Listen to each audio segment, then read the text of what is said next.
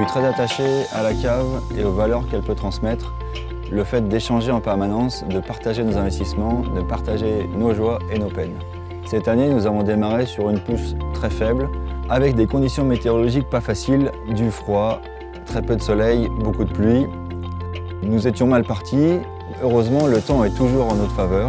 De fortes chaleurs, moins de pluie, ont fait que la vigne a bien poussé. Très vite, la fleur est passée assez facilement. Nous sommes en train de finir les travaux de printemps, c'est-à-dire les bourgeonnages et les pamprages. Une fois ces travaux finis, nous attaquons les relevages. On relève les fils de la vigne. C'est ce qui permet à tenir la vigne droite, avec que les branches poussent droites et que les raisins ne soient pas entassés. Une fois ces travaux finis, nous cisaillons pour éviter la pousse de la vigne, parce que si nous ne cisaillons pas, la vigne pousse en permanence.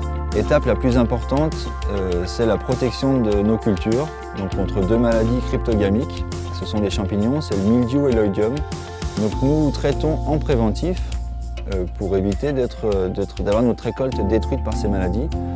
Depuis quelques années, nous faisons de plus en plus attention à ce que nous faisons et les produits que nous employons. Nous sommes sur des réductions de doses, donc pour financièrement, et deux, et c'est la raison principale, c'est le consommateur et nous producteurs qui travaillons en permanence dans la vigne. Nous sommes devant une maison typique du Beaujolais, c'est ce qu'on appelle une cadole. La cadole, c'était premièrement pour nous mettre à l'abri dans des moments difficiles, c'est-à-dire pluvieux ou quand il faisait trop chaud.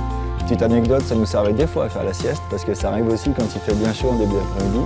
Et puis surtout pour les vendanges, on avait souvent l'habitude, quand les vignes étaient loin, c'est d'apporter à manger et de pouvoir déjeuner dans la cadole.